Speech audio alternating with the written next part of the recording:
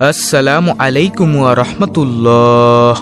ফজর ও মাগরিবের পর কষ্ট করে 100 বার পড়ুন, নদীর জোয়ারের মতো রিজিক আসবে ইনশাআল্লাহ। প্রিয় দর্শক, নদীর জোয়ারের মতো রিজিক আসবে শুধু কষ্ট করে। ফজর ও মাগরিবের পর 100 বার এই দোয়াটি পড়ুন। প্রিয় দর্শক, মনে রাখবেন, দোয়াটির আমল করতে হবে ফজর ও মাগরিবের নামাজের পর। তাহলে ফজর এবং মাগরিবের নামাজের গুরুত্ব এবং ফজিলতের কথা অবশ্যই জানতে হয়। তো চলুন আগে জেনে নেওয়া যাক ফজরের নামাজের গুরুত্ব সম্পর্কে। প্রত্যেক ওয়াক্ত নামাজেরই আল্লাহ তাআলা বিশেষ কিছু ফজিলত দিয়েছেন। এর মধ্যে অন্যতম ফজরের সালাত। আল্লাহ রাব্বুল আলামিন পবিত্র কুরআনে বলেন, নামাজ কায়েম করো সূর্য ঢলে যাওয়ার পর থেকে রাতের অন্ধকার পর্যন্ত, এবং কায়েম করো ফজরের নামাজ। নিশ্চয়ই ফজরের নামাজ উপস্থিতির সময়। সূরা বনী ইসরাঈল আয়াত নং ৭৮।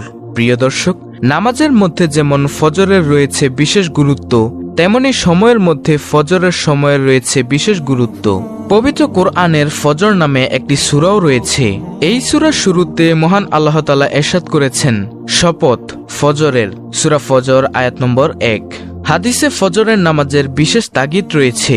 জুনদুব ইবনে আব্দুল্লাহ রাদিয়াল্লাহু তাআলা আনহু থেকে বর্ণিত, মহানবী সাল্লাল্লাহু আলাইহি ওয়াসাল্লাম ইরশাদ করেছেন, যে ব্যক্তি ফজরের নামাজ পড়বে সে আল্লাহর জিম্মায় থাকবে। সুবহানাল্লাহ। মুসলিম শরীফের হাদিস, হাদিস নং ৬৫৭।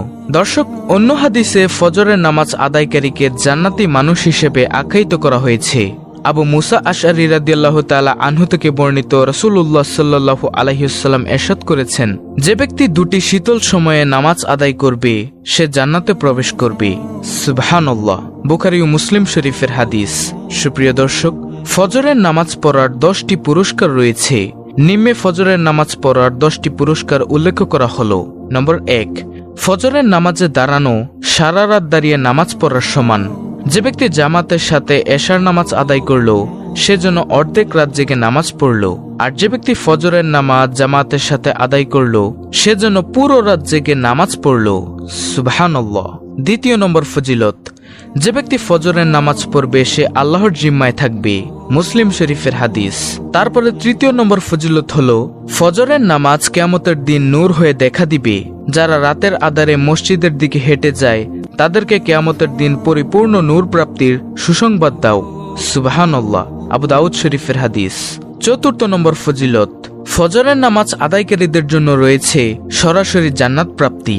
যে ব্যক্তি 2 শীতল নামাজ পড়বে সে জান্নাতে প্রবেশ করবে, আর 2 শীতল নামাজ হলো ফজর ও আসর।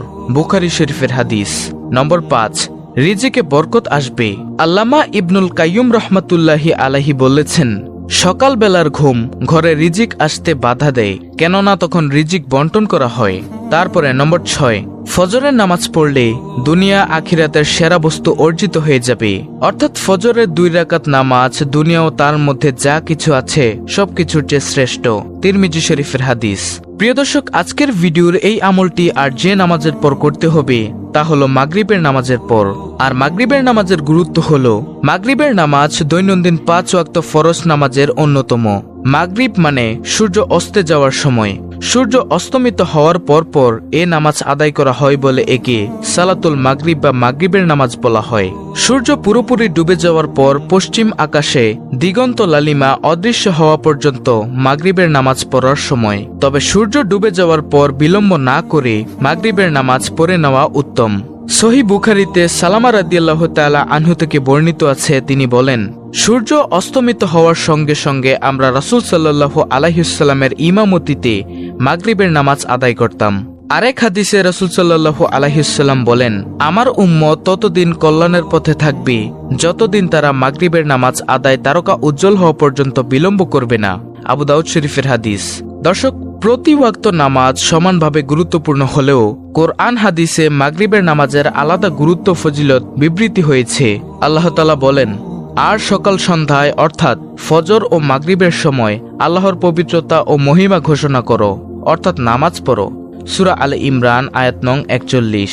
রাসূল সাল্লাল্লাহু আলাইহি ওয়াসাল্লাম আরো বলেন, যে ব্যক্তি সকাল ও সন্ধ্যায় নামাজ আদায় করতে মসজিদে যায়, যতবার যায় আল্লাহ তাআলা ততবারই তার জন্য জান্নাতে আতিথেয়তার উপকরণ প্রস্তুত করেন। সুবহানাল্লাহ। বুখারী শরীফের হাদিস। প্রিয় দর্শক, মাগরিবের নামাজের পর 2 রাকাত নামাজ পড়া সুন্নতে মুয়াক্কাদা। এর ফজিলত প্রসঙ্গে রাসূল সাল্লাল্লাহু আলাইহি ওয়াসাল্লাম বলেন, যে ব্যক্তি গুরুত্বের সঙ্গে মাগরিবের পরের 2 রাকাত সুন্নত নামাজ আদায় করেন, তার জন্য জান্নাতে একটি ঘর নির্মাণ করা হয়। সুবহানাল্লাহ, তিরমিজি শরীফের হাদিস। দর্শক, এখন আমি আপনাদেরকে মূল আমলটি সম্পর্কে জানাবো, তা হলো কোন আমলটি করলে নদীর জোয়ারের মতো রিজিক আসবে। আর সেই আমলটি হলো ইস্তেগফারের আমল। এই ইস্তেগফার, এই ছোট্ট দোয়াটি আস্তাগফিরুল্লাহ আস্তাগফিরুল্লাহ ওয়া আতুবু ইলাইহি। ইস্তেগফারের এই ছোট্ট দোয়াটি যদি আপনি ফজর ও মাগরিবের নামাজের পরে যদি কমপক্ষে 100 বার করে পড়েন, তাহলে ইনশাআল্লাহ আপনার কোনো কিছুর অভাব থাকবে না। ইস্তেগফারের পরিপূর্ণ ফজিলত সম্পর্কে আপনি জানলে অবাক হয়ে যাবেন। দর্শক, ইস্তেগফার মানুষের পরকালকে যেমন সমৃদ্ধ করে, তেমনি দুনিয়ার জীবনকেও সুন্দর করে। ইস্তেগফার মানে হচ্ছে ক্ষমা প্রার্থনা করা। ক্ষমা প্রার্থনা কেবল পাপ থেকে মুক্তি নয়, বরং ক্ষমা প্রার্থনা মানব জীবনের যাবতীয় সংকট ও বিপদাপদ থেকেও মুক্তির হাতিয়ার। বুজুর্গ আলেমদের মতে ইস্তেগফারের অসংখ্য উপকার রয়েছে। মানুষ যদি খাঁটি দিলে বেশি বেশি ইস্তেগফার করে, তাহলে আল্লাহ তাআলা বান্দাকে অসংখ্য পুরস্কার দান করবেন। মহান আল্লাহ তাআলা কোরআনে কারিমের সূরা নূহের 10 থেকে 12 নম্বর আয়াতে 6টি পুরস্কারের ঘোষণা করেছেন। সেগুলো হলো, নম্বর 1, সব পাপ ক্ষমা করে দিবেন। মানুষের পাপের কারণে যে আযাব গজব অবধারিত হয়ে গিয়েছিল, তা আল্লাহ তাআলা দূর করে দিবেন। যেমন হযরত ইউনুস আলাইহিসসালামের জাতি যখন আযাব প্রত্যক্ষ করেছিল, তখন তওবা ইস্তেগফার শুরু করে দিয়েছিল। ফলে আল্লাহ তাআলা তাদের গুনাহসমূহ ক্ষমা করে এবং তাদের উপর থেকে ভয়ানক আযাব সরিয়ে দিয়েছিলেন। প্রিয় দর্শক, ইস্তেগফারের আরেকটি গুরুত্বপূর্ণ পুরস্কার হলো, নম্বর 2, রহমতের প্রবল বৃষ্টি বর্ষণ করবেন। ইস্তেগফারের কারণে রহমতের বৃষ্টি বর্ষণের অনেক ঘটনা কিতাবে রয়েছে, আর এটা সবাই জানেন যে বৃষ্টির প্রয়োজনীয়তা কেমন। প্রিয় দর্শক, ইস্তেগফারের 3 নম্বর পুরস্কারটি হলো, ধন সম্পদের মাধ্যমে সাহায্য করবেন। অভাব অনটন মানুষের নিত্যসঙ্গী। এমত অবস্থায় যদি আমরা ইস্তেগফার করতে শুরু করি, তাহলে আল্লাহর রহমতে এ আশঙ্কা অনেক কমে যাবে। আল্লাহ তাআলা ইস্তেগফারের কারণে গায়েবীভাবে আল্লাহ তাআলা আপনাকে সাহায্য করবেন। নম্বর 4, সুসন্তানের মাধ্যমে সাহায্য করবেন। বিয়ের পর সন্তান লাভের জন্য মানুষ অনেক চেষ্টা করে। কেউ যায় মাজারে, কেউ বা পরে ভণ্ডের খপ্পরে, কেউ ঈমান হারায়, আবার কেউ অর্থ খোয়ায়, কিন্তু সন্তান পায় না। অথচ আল্লাহ তাআলা ইস্তেগফারের বিনিময়ে এমন সুসন্তানের প্রতিশ্রুতি দিচ্ছেন, যারা মা বাবার উপকারে আসবে, তাদের সাহায্য সহযোগিতা করবে, এমনই সন্তান দান করবেন এই ইস্তেগফারের আমলের কারণে। নম্বর 5, বাগ বাগিচা দান করবেন, অর্থাৎ ফল ফলাদি, শাক সবজি, তরিতরকারি এবং ফসলাদিতে অনেক প্রাচুর্য দান করবেন, ফলে খাদ্যের কোনো অভাব হবে না। নম্বর 6, নদী নালা প্রবাহিত করবেন। বর্তমানে নদী নালার বহমানতা একেবারেই কমে গেছে। বহু নদী শুকিয়ে খেলার মাঠে পরিণত হয়েছে।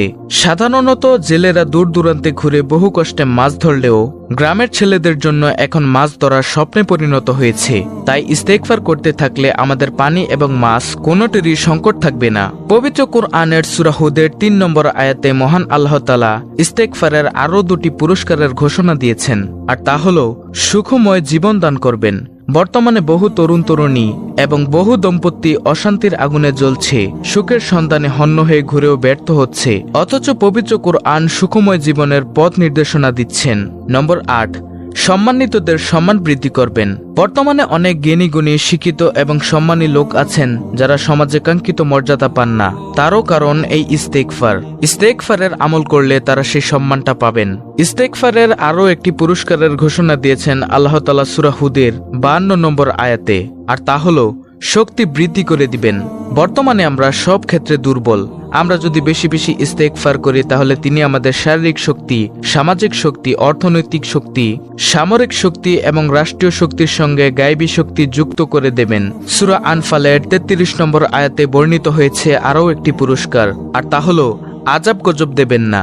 আমরা যদি বেশি বেশি ইস্তেগফার করতে থাকি, তাহলে তিনি আযাব গজব দূর করে দিবেন, অর্থাৎ আল্লাহ তাআলা আমাদেরকে হেফাজত করবেন। প্রিয় দর্শক, এই হলো আজকের ভিডিওর আমল, অর্থাৎ ইস্তেগফার।